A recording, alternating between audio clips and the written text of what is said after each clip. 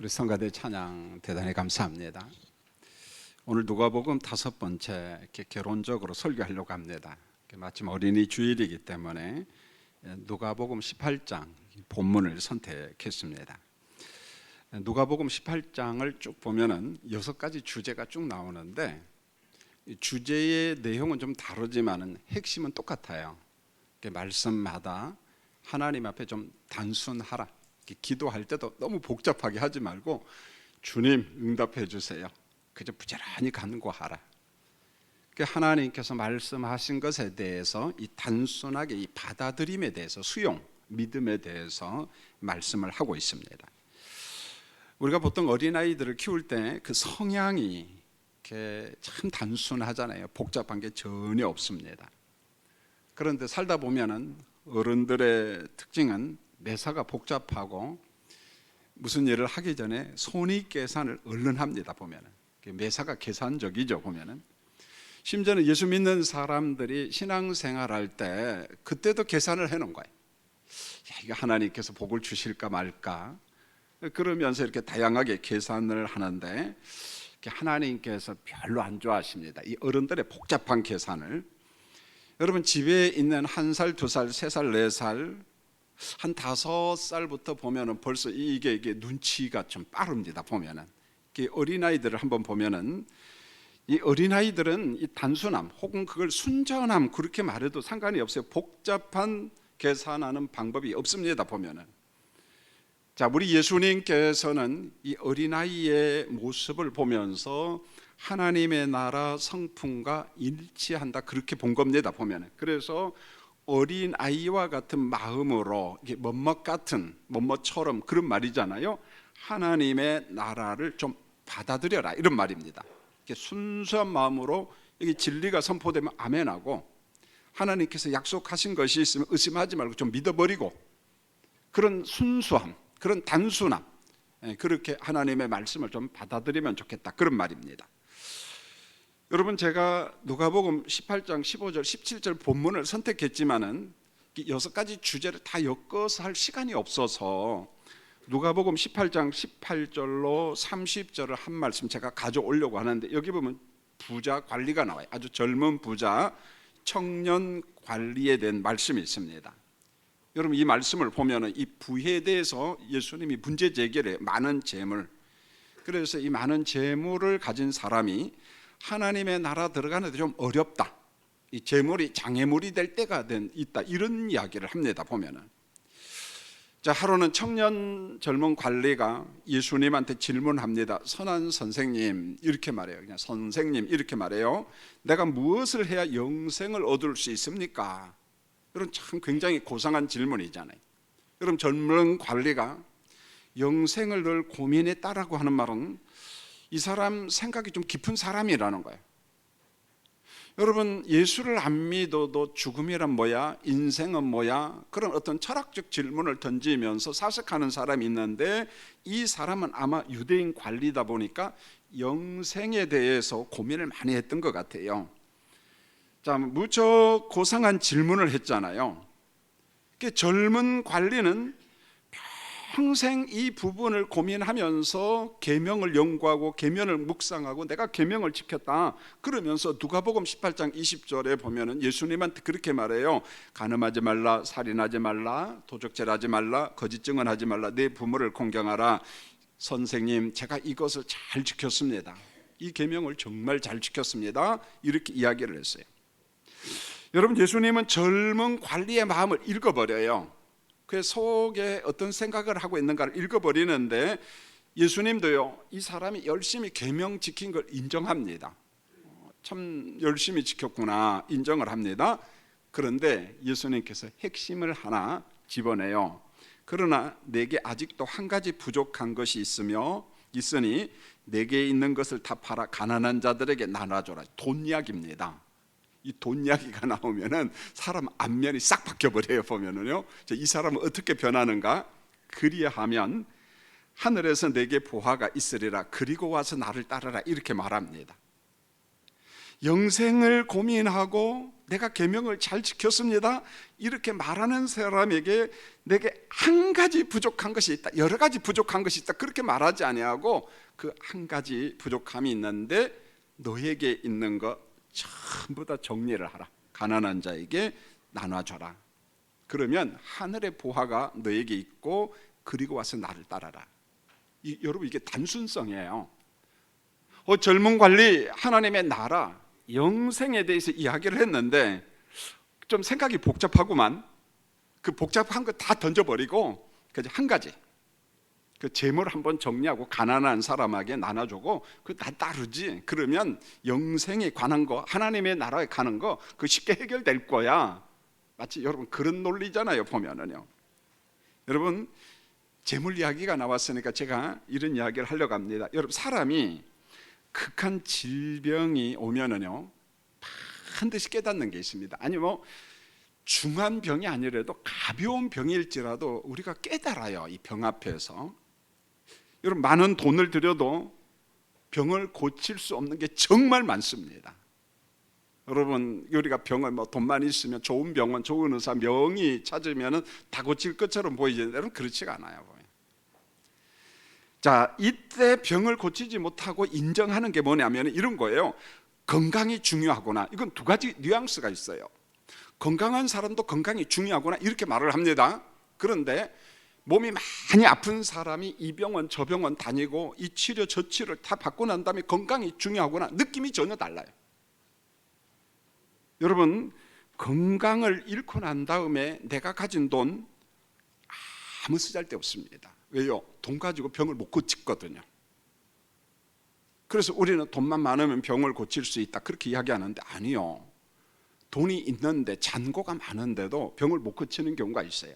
여러분, 두 번째는요, 어떤 사람이 공부하기 위해서 얼마나 노력했습니까? 학위 받기 위해서요.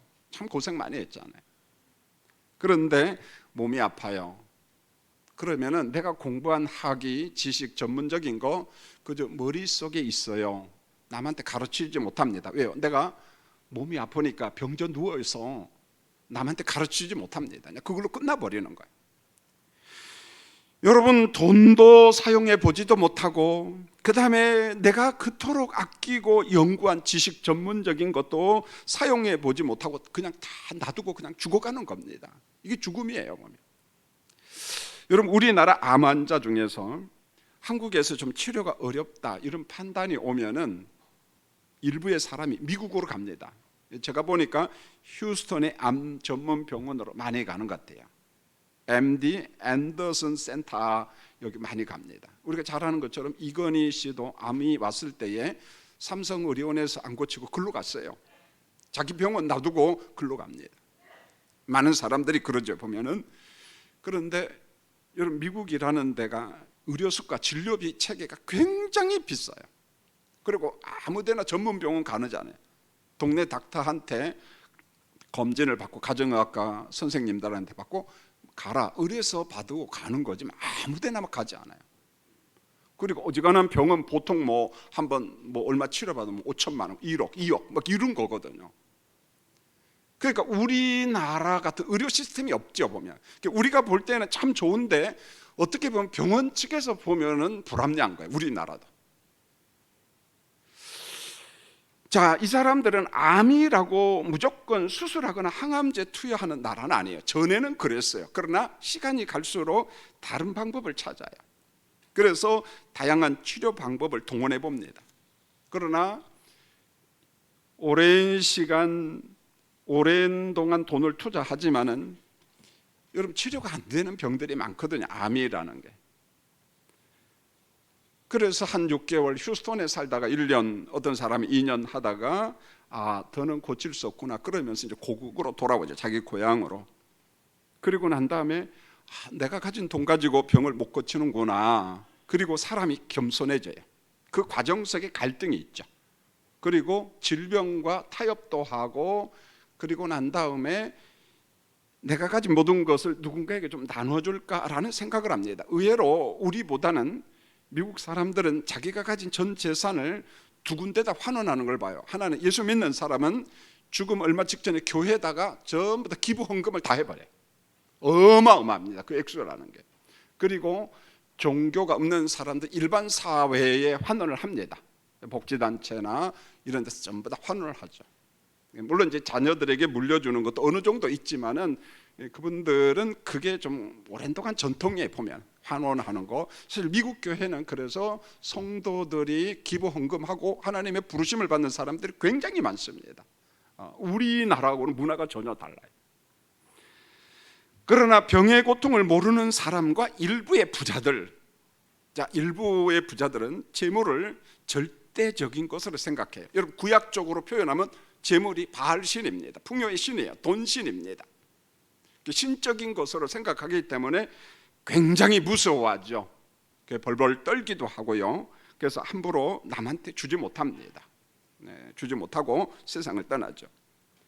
자, 이와 같은 스타일의 관리, 오늘 말씀에 등장한 계명과 영생을 논했지만은 이 사람이 돈 문제에 관해서는 굉장히 예수님의 말씀을 회피해 버립니다. 보면, 자, 이와 같은 관리에게 예수님이 요구를 하는데, 젊은 관리요, 계명을 열심히 지킨 거 내가 인정한다. 그런데 한 가지 부족한 것이 있다. 재물이 많은데 가진 것을 전부 다 팔아서 가난한 자에게 나눠줘라. 그리고 나를 따르라. 여러분, 곰곰이 묵상을 해봐야 돼요. 그런 다음에 영생을 논하자, 그런 말이에요. 야, 돈 조금 주라, 그럴 수도 있어요. 그 알아서 해라, 그럴 수도 있어요. 그런데 너한테 한 가지 부족한 것이 있는데 그게 돈이에요. 그걸 다 정리를 해서 가난한 사람에게 나눠주고 너 나를 따르라. 그리고 영생을 논하자. 하나님의 나라에서 논하자. 그런데 본문에 보면 이 젊은 관리는요, 큰 부자입니다. 심히 근심했어요. 여러분 보세요, 큰 부자예요. 근심도 심히 많이 합니다. 그런 것 같아요. 우리가 생각할 땐 부자 되면은 모든 게 평화롭고 여유가 있고 막 이것도 저것도 나누고 그럴 수 있을 것 같은데 못 그런다는 거예요. 큰 부자이다 보니까 근심도 많다는 거예요. 여러분, 우리가 경험하는 겁니다. 목회자로서요. 사실 초신자 때 가장 고민하는 게 11조예요. 11조를 해야 되느냐 말아야 되느냐. 내가 애써서 번 돈을 11조 해? 그걸 어떻게, 그런 갈등이 있어요. 보면은 없지 않습니다. 그런데 소득의 적은 부분 11조는 가능합니다. 이게 10만 원, 20만 원, 30만 원 아주 순조롭게 무난히 잘합니다. 그런데 소수의 사람들은요, 한 달 수입이 굉장히 많은 사람이 있어요. 우리 선배 중에 이근수 목사님이라고 고려대학교를 나오고 총신대 신대원을 졸업하고 홍성교회, 홍성제일교회인가 홍성교회인가 담임 목사를 했습니다. 그런데 지금 은퇴하시고 이제 한참 후배 목사가 와서 목회를 하는데, 한때 그 교회에 일반 예산에다 잡지를 못하고 특별 예산으로 잡았어요. 두 사람이 헌금을 너무 많이 해가지고 일반 예산에 넣을 수가 없는 거예요. 왜요? 그분들이 혹시 헌금을 안 하면은 예산이 확 줄어버리니까. 근데 한 사람이 1년에 11조를 한 5억 4천인가를 하고 한 사람이 2억 조금 넘게, 이게 두 사람이 약 8억 정도를 하는 거예요, 헌금을. 그러니까 일반 예산에 못 넣은 거예요, 이걸. 지금도 그 교회 다니는지 모르겠어요. 하여간 그분이 우리나라에서 강남에서 최고 큰 학원을 그분이 했어. 예. 그래서 저도 그때 좀 불평했죠. 하나님, 차별하지 마세요. 왜 강남의 부자 학원 원장은 글로만 가고 우리는 안 보냅니까? 하니까 우리도 이제 보내겠죠. 할렐루야. 예. 아멘 한 만큼 되겠죠, 보면은. 근데 그분의 간증이에요. 11조를 할 때마다 갈등이 처음에 생기더라는 거예요. 11조 한 달에 5천만 원 이상을 하니까 고향 교회도 생각이 나고 뭐 선교사 가난한 사람도 생각나고 5천만 원이면 이 사람한테 조금 더 주고 저 사람한테 주고 11조의 주인이 하나님이 아니라 누구예요? 내가 돼버리는 거야. 그럴 수 있어요. 돈이 작으면은요 그런 생각 안 들어요. 근데 많으면은 별 생각이 다 들어요, 보면은요. 여러분, 돈이 많으면 부담스럽고 걱정도 많고 생각이 복잡해진다는 거예요. 여러분, 이어서 주신 말씀을 잘 보세요. 재물이 있는 자는 하나님 나라에 들어가기가 얼마나 어려운지, 낙타가 바늘귀로 들어가는 것이 부자가 하나님 나라 들어가는 것보다 쉽다, 이렇게 말합니다. 낙타가 바늘귀로 들어갈 수 있어요, 없어요? 못 들어가죠. 이게 말이 됩니까? 예. 그런데 낙타가 바늘귀로 들어가는 것이 부자가 천당에 가는 것보다 쉽다는 거예요. 일종의 그 당시에 어떤 격언과 같은 거죠. 어떤 교훈지에서 나오는 그런 말이잖아요. 여러분, 이것은 우리가 너무 걱정할 필요 없어요. 그러면 누가 천당 갑니까? 그렇게 말하면은 죄송합니다만 아직 신앙에 조금 단계가 높아져야 돼요. 여러분, 이야기합니다만은 구원은 사람의 영역인가요? 하나님의 영역인가요? 여러분, 성경은 다 종교는 사람의 영역이에요. 그런데 우리 기독교 성경은 하나님의 주권입니다. 하나님의 은혜예요. 단지 성령이 주신 믿음으로 의롭다 인침을 받는 겁니다. 믿게 하시는 거죠. 그러므로 이렇게 생각하면 돼요. 천국 가는 길이 좁든지, 왜요? 산상교훈에 좁은 길로 가라 했으니까 좁다. 그런데 이렇게 말해, 천국 가는 길이 좁은 정도가 아니라 바늘기야. 그러면 여러분 제주로 그 바늘길을 뚫고 천당에 갈 수 있어요, 없어요? 갈 사람이 누가 있습니까? 그런데 그렇게 보면 안 되고, 천당은 하나님의 은혜로 우리에게 주어지는 것이고, 믿음으로 가는가 바늘기보다 더 작아도 상관없어요. 믿음으로 천당 다 갑니다. 할렐루야. 그러니까 이것 가지고 질문할 필요도 없고 하나님의 주권이에요. 그 다음 설명이 나와요.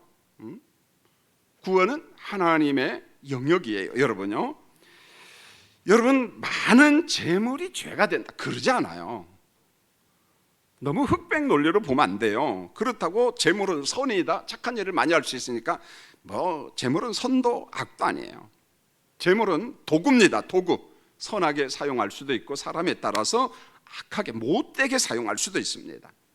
여러분, 바울 사도가 빈부를 경험했다고 빌립보 교인들에게 이야기를 하잖아요. 내가 부자도 돼보고 가난하기도 돼보고 난 배도 고파봤다. 그렇지만은 내가 없다고 비겁하게 살지도 않았고 좀 여유로웠다고 내가 교만 부리지도 않았다. 그런데 이 말씀을 가장 합당하게 이야기한 사람이 야고보서 기자예요. 야고보 기자가 이런 논리로 접근합니다. 하나님의 말씀을 받는 독자가 흩어져 살고 있는 기독교인들이에요. 그런데 가난합니다. 그리고 핍박을 많이 받아요. 물론 부자도 있습니다. 자, 그 사람들에게 두 가지 접근을 합니다. 자, 우리 예수를 믿지만 없는 사람, 가난한 사람들은 항상 이 마음을 가지자. 우리가 하나님의 나라 시민, 천국 백성임을 기억하면서 기죽지 말고 당당하게 살아가자. 그러니까 가난한 사람들은 세상에 사는 동안 어떻게 합니까? 그 가난, 기죽지 말라는 거예요. 내가 천당 백성 된 것을 믿고 당당하게 살아가라. 우리 교인들 가운데 내가 좀 부족하다고 생각하는 사람은 하나님의 나라 백성이라는 배짱을 가지고 살아가시기 원합니다. 좀 당당하게. 근데 반대편에 있는 사람이 있잖아요. 부자 성도. 여러분, 부는 교만해질 수 있어요. 어쩔 수 없어요. 바로 그 사람들에게 권면합니다. 부자 성도들아, 재벌 성도들아, 빌딩이 몇 채냐? 어우, 돈 많구나. 교만하지 마. 너는 인생에 불과해. 그러면서 어떤 인생이냐? 풀잎 인생. 꽃이 또 시들잖아요. 떨어지는 인생. 별것 없어. 네가 부자라고? 너 몇 년 살 것 같아? 1000년 만년? 그런 소리 하지 마. 돈이 많은 부자 성도들아, 여러분은 성도야, 성도. 그러므로 하나님이 주신 것으로 감사하면서 살고, 그리고 언제나 겸손하라. 드레핀 꽃을 보면서, 풀잎을 보면서 봐라, 저것도 시들잖아. 너도 그런 인생이야. 교만하지 마, 겸손하게 살아. 부자와 가난한 자에게 공의 권면을 했습니다. 여러분, 오늘 이 말씀의 부자 관리 이야기, 여러분, 바늘기 여기 너무 신경 쓸 필요 없어요. 바늘기보다 더 작아도 상관없습니다. 구원은 전적으로 하나님의 주권 영역이에요. 우리가 예수 믿고 구원받는 것은 하나님의 은혜로 구원받았기 때문에 천당 가는 길이 좁든지 바늘기만하게 작든지 상관없다. 은혜로 소유할 수가 있어요. 묻겠습니다. 여러분, 예수 믿나요? 십자가와 부활의 복음 믿습니까? 그러면 이미 바늘기 다 통과해서 천당 백성 되었어요. 할렐루야. 걱정할 필요 없다는 거예요. 그런데 부자 관리 이야기를 통해서 제가 조금 이야기하면서 이제 오늘 말씀을 전하려고 합니다. 한번 비교해 보세요. 여러분, 예수님께서요, 겸비한 어린아이, 아주 단순하고 순전한 어린아이와 하나님의 나라 속성과 일치한다고 이야기했습니다. 그러니까 어린아이처럼 단순하라, 어린아이와 같이, 그런 표현이에요. 단순한 믿음과 마음을 가지고 그 다음에 사모하는 마음이 있어야 된다는 거예요. 사모하는. 여러분, 기독교 교리의 핵심이 뭐냐면 여러 가지 방법론이 있지만은 단순성이에요. 진리 앞에 단순하라, 하나님 앞에 단순하라. 그게 뭡니까? 믿음이에요. 하나님이 진리를 말씀하면 그대로 하는 거예요. 그대로 순종하는 거예요. 복잡하게 생각하지 않는 겁니다.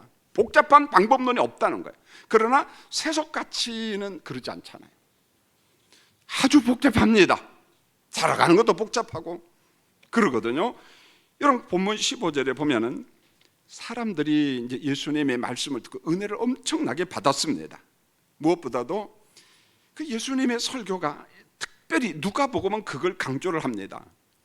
예수님의 설교 가운데 대상이 나오는데 이 독자층이 가난한 사람이고, 어느 때는 병든 사람이고, 귀신 들린 사람이고, 여자고 어린아이고, 세리와 창기라고 해서 막 배척하고 멀리 가라, 오지 말라, 그게 아니라 그들을 대접하고 그들을 영접하는 거예요. 보면은 하나님의 나라는 이와 같은 사람, 소외계층 사람들에게 열려 있다. 이게 누가복음의 핵심이에요. 여러분, 지금 복음서를 개론적으로 쭉 설명하고 있어요. 마태복음, 마가복음, 누가복음. 이제 제가 끝나면 뭐 요한복음 또 개론적으로 설명합니다. 여기에서 예수님의 말씀을 통해서 은혜 받은 부모님이 계셨어요. 우리 아이가 있는데 예수님한테 데리고 와서 좀 안수기도도 받고 예수님의 축복을 좀 받으면 좋겠다, 이런 마음이 간절했어요. 예수님이 우리 아이를 좀 만져주세요, 축복도 해주시고, 이런 마음을 가지고 어린아이를 데려왔어요. 내가 은혜 받았는데 우리 아이도 좀 은혜 받았으면 좋겠다, 이런 거예요. 이거 단순한 생각이잖아요. 여러분, 여기 김 목사도 사실 그래요. 우리 교인들이 어린아이를 좀 품에 안고 연초나 연말 되면 목사님 기도 좀 해주세요, 이번에 우리 아이가 초등학교 입학해요, 기도 좀 해주세요, 대학교 갑니다, 군대 갑니다, 이런 좀 순수한 마음으로 왔으면 좋겠어요. 우리 아이가 아픕니다. 자, 이때 우리 속에 있는 복잡한 계산, 우리 목사님 뭐 기도한다고 배울 수 있나? 그러면서 안 와. 그러니까 별일 없지, 안 왔으니까. 그리고 어떤 사람은요, 저를 너무 생각해요. 야, 목사님 바쁜데 나까지 가가지고 힘들게 할 필요 없잖아. 절대 저 안 바빠요, 여러분요. 안 바빠요. 와서 로비에서 뭐 2분 3분이면 기도하고 충분합니다. 저를 너무 생각해 주신 거 고맙습니다만은 조금 덜 생각해 줘도 괜찮아요, 여러분요. 순수한 마음으로 하나님이 담임 목사로 세워주시고, 제가 무슨 별 능력이 있나요? 없어요. 그러나 제가 믿는 전능자는 전능자 하나님이에요. 하나님, 이 학생에게, 이 어린아이에게, 이 아픈 사람에게 은총을 베풀어 주, 그거 외에는 없어요.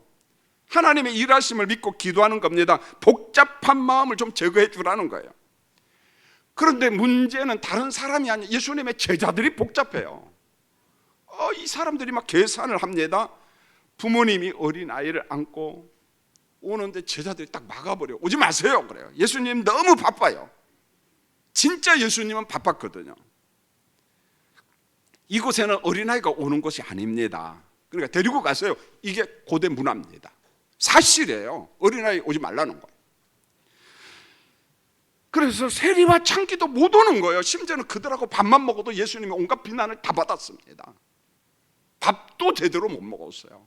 그만큼 차별이 심했습니다. 그랬더니 16절 17절을 보세요. 예수님의 즉각적인 반응이 나와요.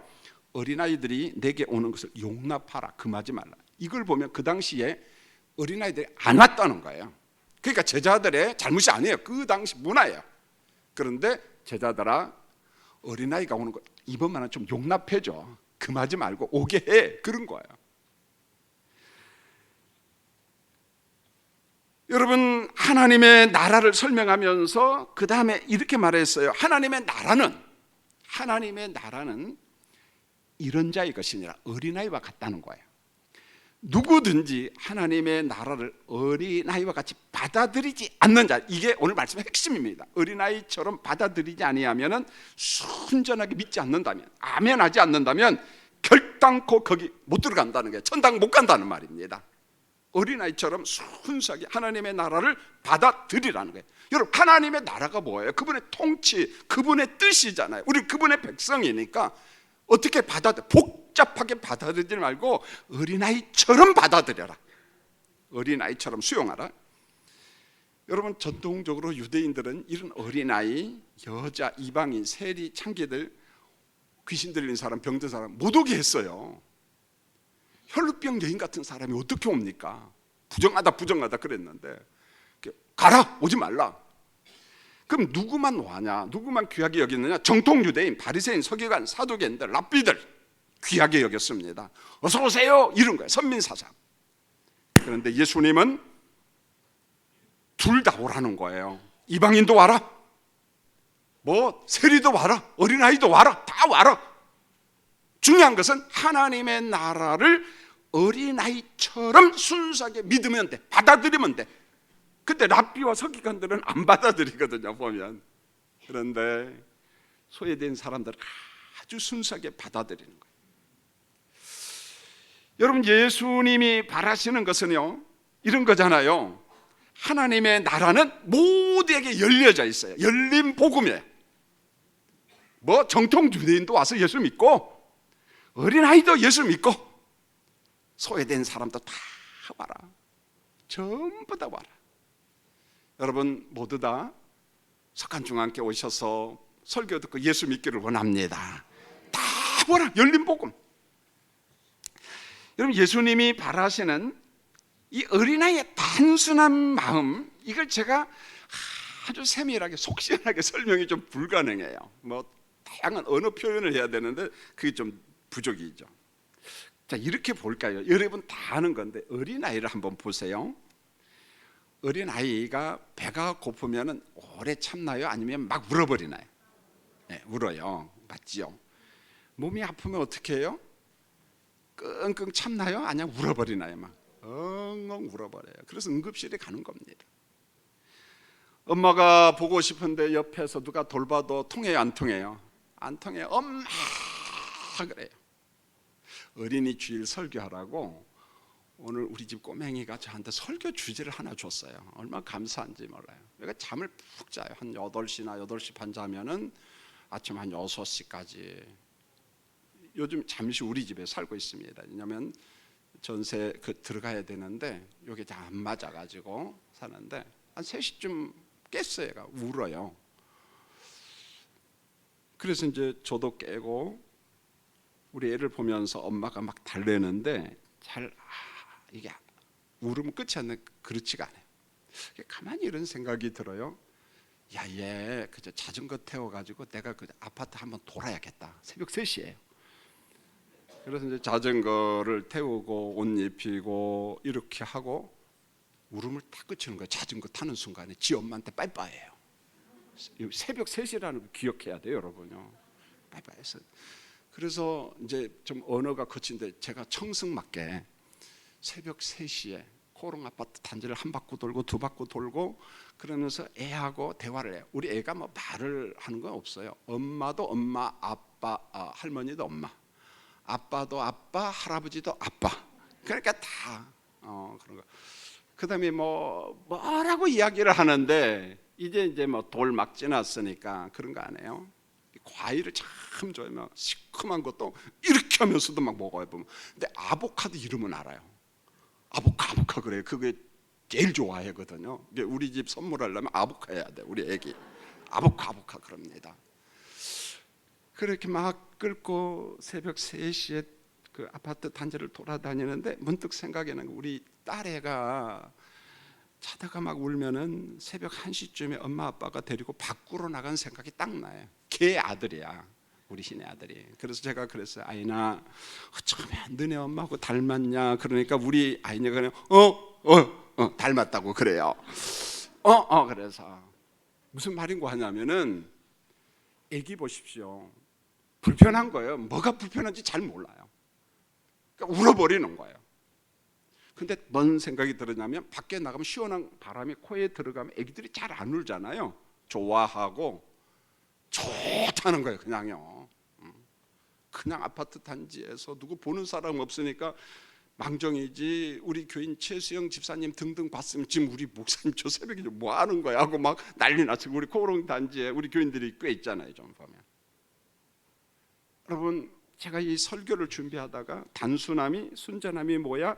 이런저런 생각을 하다가 애기의 단순함, 자기 의사표현의 단순함이 뭐냐? 울음이 최고의 언어예요.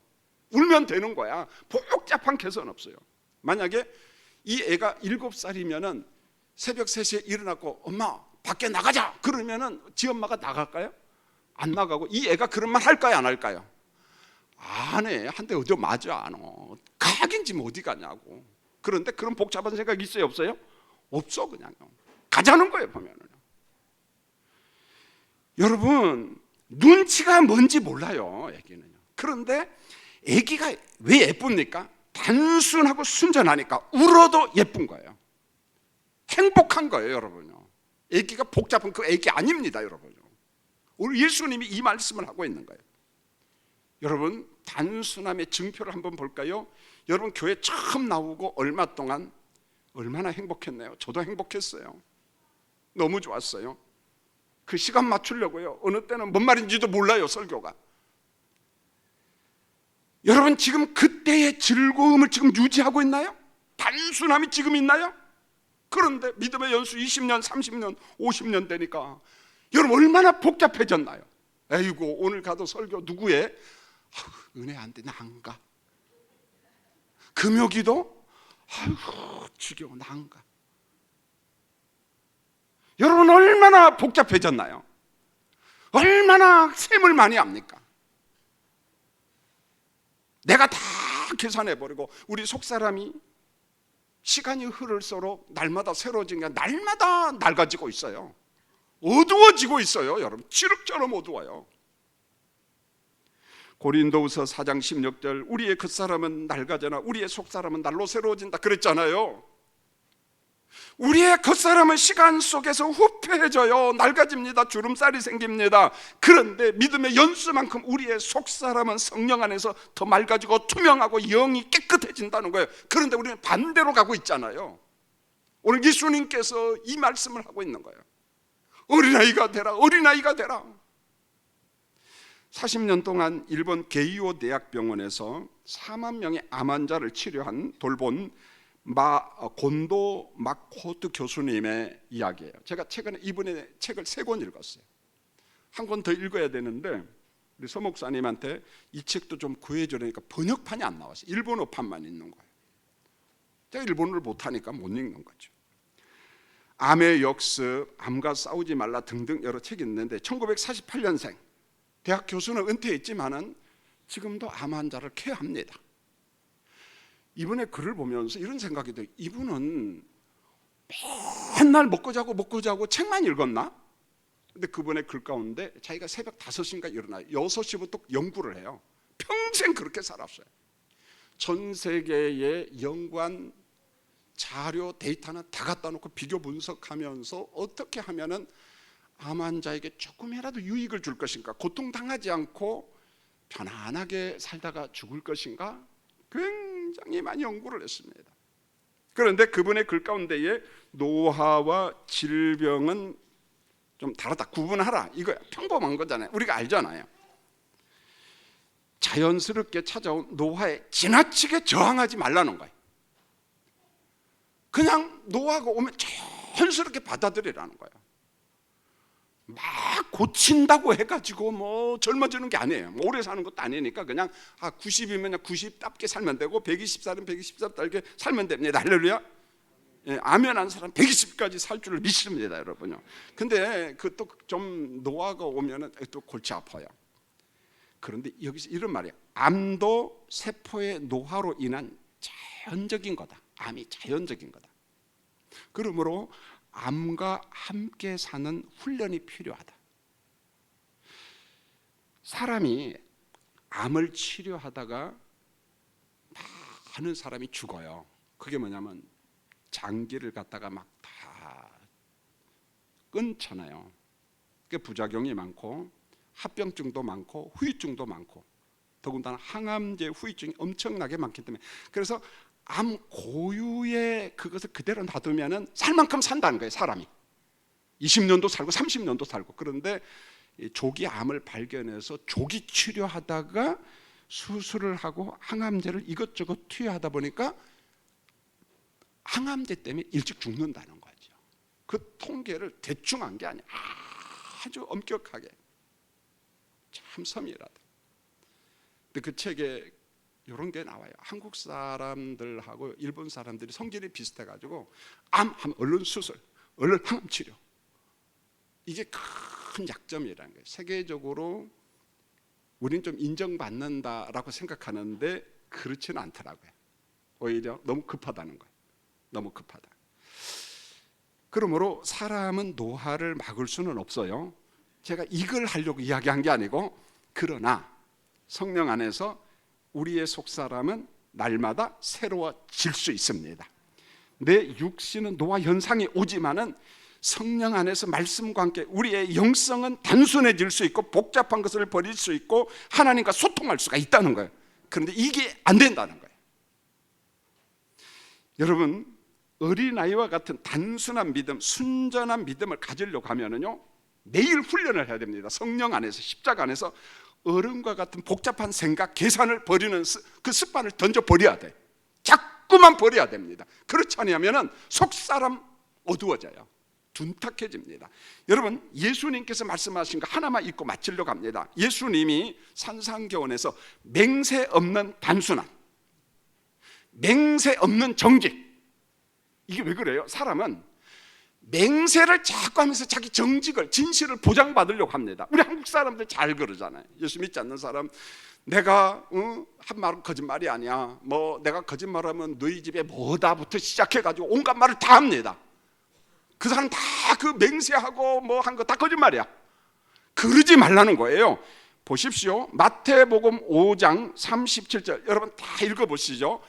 오늘 설교의 결론이 이거예요. 자, 읽겠습니다. 시작. 오직 너희 말은 옳다 옳다, 아니라 아니라 하라. 이에서 지나는 것은 악으로부터 나느냐. 무서운 말이에요. 오직 너희 말은 하나님의 진리 앞에 옳다 옳다. Yes, yes. 킹 제임스 버전은 그렇게 나와요. 진리가 아니면 아니다 아니다, no, no 하라는 거예요. 우리가 yes 할 때 예하고 no 할 때 no 해야 돼. 아니라고 이야기해야 되는데, 반대로 가면은 이에서 지난 것은 전부 다 무엇이다? 악한 거예요. 여러분요, 예할 때는 예해야 되고 아니요 할 때는 아니요 해야 돼요. 그런데 반대로 이야기하고 어정쩡하게 이야기하면 그건 악한 거라는 거예요.